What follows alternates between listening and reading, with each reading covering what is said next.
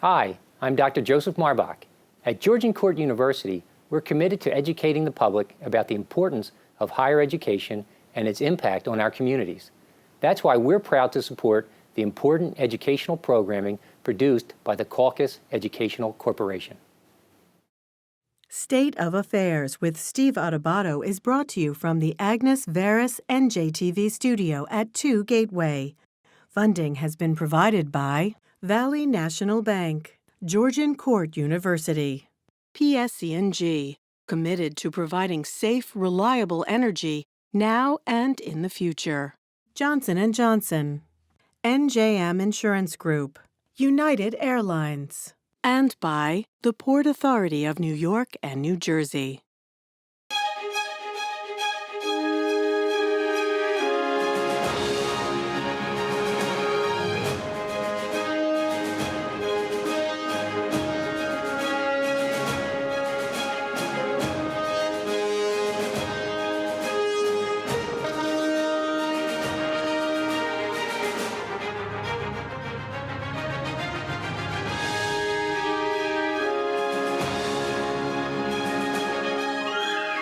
Welcome to State of Affairs. I'm Steve Adubato. We, in fact, are coming to you from the Agnes Veris NJTV studio in beautiful Newark, New Jersey. Welcome back. Patrick Dunican, Chairman and Managing Director at Gibbons PC. By the way, Patrick, for people who don't know, Gibbons is? We're a 200-lawyer firm, 5 offices in 4 states, based here in Newark, New Jersey, founded in 1926, as you know, by Andrew B. Crummy. So for most of our lives, we were the Crummy lawyers.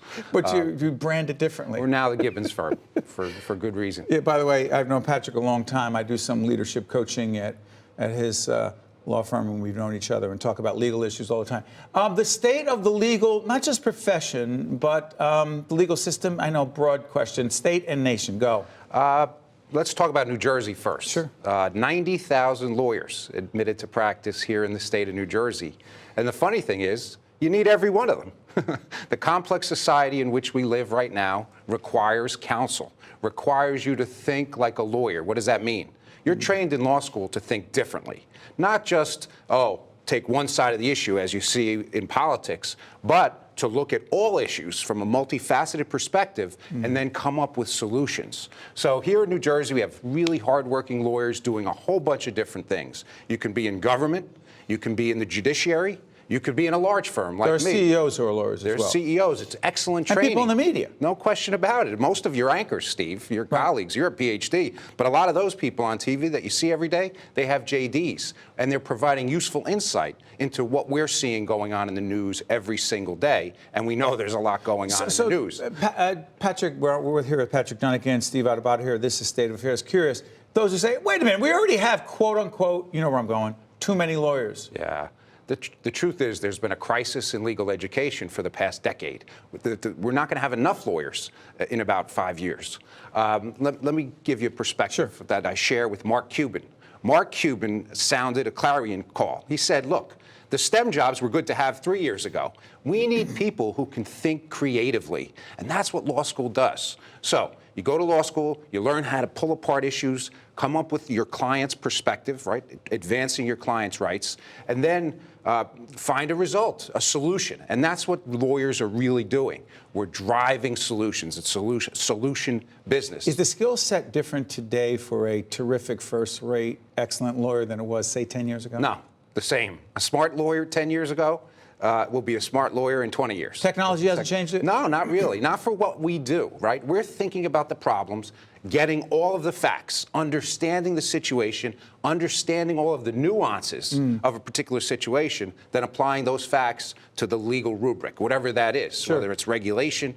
I mean, you're looking at the national debate about immigration, for example. That's a legal issue? You need lawyers. You need lawyers to go down there and do what? Figure it out, right? All of these families need counsel. As we speak right now, the situation is not resolved. These children, we don't know what's going to happen. But as we speak toward the end of June, they are separated from their families at the border. And the government is taking a position that there's laws on the books that they're applying and simply need to apply the law so that the politicians have to act to change the current law. You can see the tension, the crisis on both sides of that. We're speaking with Patrick Dunican, Gibbons PC. He is the managing partner and managing director and chairman. the judicial system different from the legal system? No, not really. What about judges and that? Judges, yeah. So let's say in New Jersey, we have an extraordinary bench. Now, there's state and federal. Let me talk about state first, then I'll talk about federal. On the state bench, we have extraordinarily hardworking lawyers who became judges, who sacrificed for their family to go into public service. You mean not make as much money as they would make in the private sector? Precisely, exactly right. And these are hardworking lawyers. Just yesterday, 13 judges were renominated for appointment. It's not a lifetime appointment like the federal bench. You get appointed by the governor for 7 years, and then you get reviewed. You get a job performance review, and not everyone gets reappointed. 13 reappointed yesterday. To me, that's emblematic of a really strong bench, these individuals who have made the sacrifice to go into public service. With respect to the federal bench, New Jersey has one of the best federal benches in the United States of America. But right now, we have openings, and we have 2 Democratic senators. Makes sense. It's a blue state, right? And we have Menendez president. and Booker. That's correct. Senators Menendez and Booker have the right to exercise courtesy. Which have a Republican White House. Exactly. So what does that mean? It's It's about the judiciary. But judiciary is, respectfully, Patrick Dunican, that's not supposed to be political. Well, of course. Is that in theory? In theory. There's no doubt about that. So the president, he won the election. He won the electoral vote. Does that mean he has the controls right the judiciary? to make the appointment. He has the right to make these lifetime appointments under Article 3. The senators of the Constitution. That's right. The senators can exercise courtesy and not approve or issue the blue slip to the Senate to authorize appointments. So that we're at a little bit of a stalemate right now in New Jersey. Which means there are openings? There are 3 openings as we sit here today, and more coming. So we really do need to focus on that as an issue. Can we do some issues? I know that your firm happens to be involved in dealing with representing clients in a few areas. Can we do sports betting? Sure. Good thing for the state? Excellent thing for the state. You're going to have revenue. You're going to. This was a case that Gibbons happened to be involved with, and it took years and years of pushing and finally winning at the Supreme Court. You're going to open up the coffers. Now, there's some moral issues that you have to consider there, but it's overall going to be helpful to the state of New Jersey. You believe that? I do. A couple other areas I want to talk about. I'm curious about, you and I have talked about workplace issues, diversity, promoting women. The firm, I'm not going to make this a commercial for Gibbons, but I happen to know that promoting women and promoting diversity has been a big part of what you guys do, not just because you think it's the right thing. You argue it's good for business. Make the case. Absolutely. So, again, we talked about that the lawyers are in the problem-solving business. You need to have a diverse workforce because those individuals are bringing diverse perspectives to problems. As a result, you're getting better solutions. So this is something that I've been talking about for my entire time as the chairman of the firm, 15 years. Before it became trendy for some. It's important to be part of the conversation, and I think it is now every day. So advancing and retaining women in law firms or in business, really important. That's why we have the Women's Initiative at the firm. Right. Advancing diverse attorneys at our firm is really, really important, again, because the clients are demanding it. The ABA just issued a rule. American Bar Association just issued a rule that said you need to include diversity as part of your client service, and also from the client's perspective, you need to be hiring diverse attorneys, again, to provide that better perspective on solutions. Do this for us. The other issue is equal pay. You know, yeah, that's like chocolate chip cookie stuff and apple pie. Is it? Of course it is. But it's not for everyone, no, Patrick Dunican. That's for outrageous, right? We're going to pay women and men the same? That should be something that shouldn't even be discussed anymore. That's but it is. Well, and there are some, dare I argue, in the business community who say, I don't know. You say? If you're doing the same job, you should get the same amount of pay. Not debatable. It's not even a question in 2018, in my perspective. 21st century, that's 20th century thinking, maybe. By the way, these and other issues we'll explore with Patrick Dunican. We're doing our radio show called The Leadership Hour on the radio side on AM 970. You'll be joining us for that, talking about nothing but leadership. And Patrick Dunican, I want to thank you for joining us, Chairman and Managing Director, Gibbons PC. Appreciate it, my friend. Great. Good to see you. Thank you. Thank you. By the way, Gibbons is also a supporter of public broadcasting and the work that we do here. Thanks. We'll be right back right after this. To see more State of Affairs with Steve Adubato programs, visit us online at stateofaffairsnj.org. If you would like to express an opinion, email us at info@caucusnj.org. Find us on Facebook at facebook.com/Steve Adubato, PhD. And follow us on Twitter at Steve Adubato. We welcome back John Kastanis, President and CEO of University Hospital in beautiful Newark, New Jersey. Good to see you, John. Likewise, nice to be here. I should disclose University has been a long time underwriter of our programming, particularly on the healthcare side of the Caucus Educational Corporation. John, biggest challenge in urban healthcare today is fill in the blank. Maintaining high quality care and trying to do it all within an increasing reduction in resources, financial reimbursement from third-party payers. What does it mean, third-party payers? Well, Medicare and Medicaid, which is the government category, any state appropriations, local appropriations. As we all know, most municipalities, even starting in Washington, everybody's challenged with their budgets. That's right. And with that, it trickles down.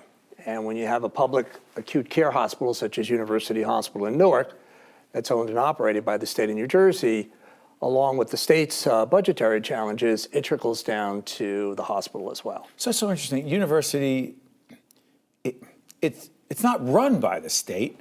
You lead it. You don't work for this. You're not an employee of the state of New Jersey. I happen to be, as are most of our employees. However, to your point, but you have your independence. We have a board of directors that are really the ultimate responsibility for running the hospital. It's so interesting. You've been, by way of background, we were just saying before you got in here, a few years in the industry? Try 38. Started in hospital administration immediately? Yes. Frontline administrative position right out of graduate school. Way back in 1980 at the Manhattan Eye, Ear, and Throat Hospital. Moved on to work for New Rochelle, what used to be called New Rochelle Medical Center. Then on to working with the Sisters of Charity on Staten Island. And then the Hospital for Joint Diseases in Manhattan, which ultimately merged with what is now called NYU Langone Medical Center. Sure. Bring it back to North. The constituency, the population you serve, describe it. It's what we refer to as a vulnerable population. Vulnerable. But when you talk about racial or ethnicity, half of the city, more than half of the city is African American, with many other minorities. I remember a stat off the top of my head where about 47% of the families that live in Newark and use our hospital speak a foreign language in the home. Right. What about the whole insurance? Underinsured, insured, what's the situation? We have a large portion of the population that are eligible for Medicaid. And with the Affordable Care Act in play, we became an expansion Medicaid state here in New Jersey. That benefited places like University Hospital because it expanded the eligibility for those that were a little bit above the poverty level, where the poverty level was at 100%, it's now at 133%. Did it help, John? It helped a lot. The ACA helped? The hospital did get to see more Medicaid-insured patients coming to the hospital rather than all those that were presenting without insurance at all. So interesting. And this is not a political show. It's a public policy show. So I don't understand this. The repeal of the individual mandate, okay, of the ACA. How does it impact the population you serve? That's specific to the insurance exchange plans. Okay. It doesn't pertain to those that are now eligible for Medicaid. To be honest with you, we didn't see anything significant in terms of patients that are opted to buy the discounted insurance exchange plans with subsidizations, which is a whole other controversial issue right now. But we didn't see people who signed up with these insurance exchange plans. There wasn't a significant sign up in Newark, and as a result, we didn't see anything significant.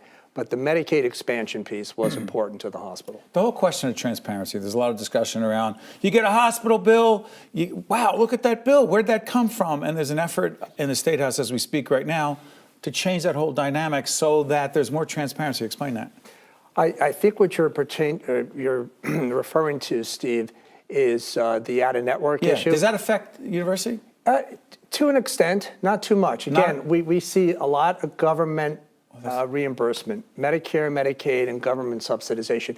But on occasion, because we are the only level 1 trauma center, for let's talk example, about that. you have patients that are brought in from outside Newark, outside of Essex County, to our specialty. Explain what that means, the level 1 trauma center. We're the only level 1 trauma designated center in northern New Jersey, meaning the highest level of injury, the level of specialty care that's needed to help somebody survive and get better is really centered at Newark Hospital. And we have medevac helicopters bringing patients from all over the area, particularly from the northern part of the state, and that runs at a very high cost. But with that, you might get patients that are not under Medicare or Medicaid, but their insurance plan is not negotiated with the hospital. And they'll get a full bill from the hospital if their respective insurance company refuses to pay the bill. So the state has grappled with this, I understand, for the past 8 years. Yes. And there might be some recent legislation that we think the governor is going to sign off on. Governor Murphy. Correct. Where there's going to be an arbitration process where the parties will get together and there'll be at least some adequate reimbursement to the hospital that's not part of the insurance network that the patient has covered. Sorry for interrupting, John. The time we have left, I'm curious, fiscal challenges in the state, you being connected to the state. Do you think most folks understand the challenges that University Hospital faces every day and the importance of those dollars? In all fairness, probably not. We have a dependence on charity care funding, which the state... Is that people who come in? Correct, people with no insurance at all. And we do get a special appropriations funding every year, but again, that's dependent on the availability of funds that the state has. So in those areas, we watch very carefully on how the state budget is evolving. And of course, we do our best to input to the state and our elected officials to understand the importance of that special funding to University Hospital. Because not just for the denizens of Newark, but for all of Essex County and the surrounding areas, we have a lot of great surgical specialists, including our liver transplant program, our fairly new vascular wound center. We have a lot of specialists that are needed, not, again, just for the local Newark residents, but also for those that really need specialty care, in addition to the trauma services we provide. John, listen, complex stuff I know, and I know the population you serve every day that is vulnerable. You used that word early in the conversation. We thank you for joining us and enlightening us. We appreciate it. My pleasure. Thank you. All the best. To see more State of Affairs with Steve Adubato programs, visit us online at stateofaffairsnj.org. If you would like to express an opinion, email us at info@caucusnj.org. Find us on Facebook at facebook.com/Steve Adubato, PhD. And follow us on Twitter at Steve Adubato. We're pleased to welcome back, by popular demand, Leslie Anderson, President and Chief Executive Officer of an organization called New Jersey Redevelopment Authority, which does? We are a state financing authority. We provide financial and technical assistance to New Jersey's most distressed communities, most urbanized communities. Let's break this down. There's something we were talking with United States Senator Cory Booker about literally in the NJTV studio yesterday. He was talking about, Jackie, what do they call opportunity zones? Yes, sir. Leslie Anderson, talk to us about opportunity zones. Where are these zones and what do they mean? We have looked at, there are 135 zones designated by census tract in the state of New Jersey. What the opportunity zones have the potential to do is tremendous. What it's going to allow is institutions that have high capital gain tax liability will be able to see a break in that tax liability when they make investments in projects in these designated Translation, areas. are we lowering tax rates in these communities? We will potentially, through the projects that get financed, look to lower the tax rates in those communities. So you're going to see distressed properties come back online so that these municipalities can begin to collect taxes Like on right those now, you're not properties. getting in property taxes because nobody's in them. Exactly. But we're seeing an opportunity to put resources in as equity. We've never seen this before. So it's going to go in as equity. It can stay 7 to 10 years. And in that time frame, it gives the opportunity for the project to grow, to create jobs, to create homes, to just better the quality of life in communities in New Jersey that truly need it. By the way, Steve Adubato here. This is State of Affairs. We're at the NJTV studio in Newark. If you're listening to us on a lot of different platforms right now, this is Leslie Anderson, President and CEO of an organization called New Jersey Redevelopment Authority. Is it a government entity or is it outside the government, your organization? What we're outside of is the budget. So we received an appropriation. We received our first appropriation in 1996. From the state? From the state. It was $9 million. We received a second appropriation of $25 million for the New Jersey Urban Site Acquisition Program in 2002. That means you acquire property in urban areas. We help municipalities and developers acquire property. We don't do it directly. We're a lender. So look at us like a bank in the state of New Jersey. What we do that's different from a bank is we take on that higher risk. We're there first. So we go in first, help that developer get site control so that he can attract his permanent and his construction financing. But we also do bond financing. One of the projects I'm excited about, we funded IHOP in Patterson. It was critical to the city of Patterson. It was a corner property in a mall. We weren't used to doing it, but it was something that the city of Patterson needed, the community needed it, and we came in and assessed it and underwrote it, and it's a thriving and successful project What's right interesting now. is other banks may wind up coming in after you come in and provide some seed money. We prime the pump. So that we're their first mentality is when the bank sees that vacant, dilapidated property, they're not as interested in putting that risk in first. We put that risk in and we attract them to come into those cities and make an investment. Leslie Anderson, let me ask you this. We are in Newark. We're taping, as I said, at NJTV studio. We're in the heart of Newark. There's a lot of activity around us, a lot of construction going on around us. In a city like Newark, where you've got a lot of activity, you got Prudential, you got the Devils, you got NJ Pack, Prudential Center around the corner. You got a lot of activity going on here. Do they need you, or is it other communities that do not have bigger corporations, sports arenas, et cetera, et cetera? Who needs you? Newark absolutely needs us. The downtown is thriving right now, but Newark is a large city. There's some outerlying neighborhoods that have not seen the success that we're seeing in the downtown. And let's be clear, the success in the downtown is real and it's turning the city of Newark around. How do you push it up the hill, if you will? For those of us who are born and raised in Newark, we know what we mean by up the hill. Literally up the hill from downtown in Newark, around St. Benedict's Prep and into the Central Ward where the rebellion/riots happened in 1967. Harder to get investment there, right? That's why we're there first. That was the vision of Senator Rice and then Senator Ron Rice from Newark, right? Who sponsored our enabling legislation, that we would have the flexibility to go into these communities and provide the resources that were needed first. So what we do in a lot of those neighborhoods as well is we provide some initial technical assistance so that we offer through our training institute classes that help people understand the redevelopment process. So when the time comes for them to apply for our financing or financing from banks, they're able to get it because we've educated them about the process. Go back to Patterson again. I'm fascinated because one of the banks we deal with is very involved in the Patterson area. And I'm curious, and also there's a major healthcare system we work with over there. I'm curious. Someone says, you know what? Let the marketplace dictate it, Leslie Anderson. If, in fact, there's not private money to go into a property, to go into a development, to build an IHOP there, to build an apartment here, then you know what? That's the private marketplace. And that's what this country was built on. What are you doing having government get involved in providing seed money, you say? I think the government is a catalyst. We have to acknowledge and recognize that there's a level of disinvestment. And the marketplace is not going to go into places where there's no investment. So the state, in its wisdom, created an entity like the New Jersey Redevelopment Authority to say, you're the catalyst. We don't stay there. We don't finance 100%. But we go into these communities and jumpstart the process. You get it going? Absolutely. And by the way, if the market's not there for it, it doesn't happen. We underwrite. Right? We have the responsibility to invest the taxpayer dollars wisely. So we do underwrite. And if the project does not make financial sense, we continue to work with the community on those issues that need to be addressed for it to make sense. Before I let you out of here, we're doing a series on leadership.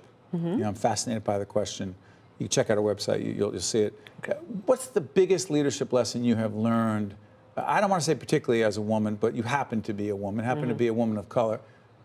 Biggest leadership lesson you've learned in your career is? Leadership is about service. Most people get that wrong. They think leadership is about being the front man, being the person who always gets the accolades and the attention. But when you're a good leader, you're a servant leader, and you're about serving the people that are following you. So if you're not about that, then you're just a person who's on a walk. Where'd you learn that? Growing up? Actually, if I can give a plug. A few seconds, go ahead. I'm a member of Delta Sigma Theta sorority. All I right. learned it there. Absolutely. But that is an iconic sorority that has produced so many extraordinary leaders. Absolutely. And I'm one of them. I'm excited about it. Thank you so much. This is, in fact, Leslie Anderson, President and Chief Executive Officer, New Jersey Redevelopment Authority. I'm Steve Adubato. This is State of Affairs, and we thank you for watching us. We'll check you out next week. That was great. Thank you, sir. I appreciate you. State of Affairs with Steve Adubato is a production of the Caucus Educational Corporation, celebrating over 25 years of broadcast excellence. State of Affairs with Steve Adubato is brought to you from the Agnes Varus NJTV studio at 2 Gateway. Funding has been provided by Valley National Bank, Georgian Court University, PSC&G, Johnson & Johnson, NJM Insurance Group, United Airlines, and by the Port Authority of New York and New Jersey. Promotional support provided by NJ Biz, All Business, All New Jersey, and by New Jersey Monthly, the magazine of the Garden State, available at newsstands. NJM Insurance Company has been serving New Jersey policyholders for more than 100 years. But just who are NJM's policyholders? They're the men and women who teach our children, the public sector employees who maintain our infrastructure, the workers who craft our manufactured goods, and New Jersey's next generation of leaders, the people who make our state a great place to call home. NJM, we've got New Jersey covered.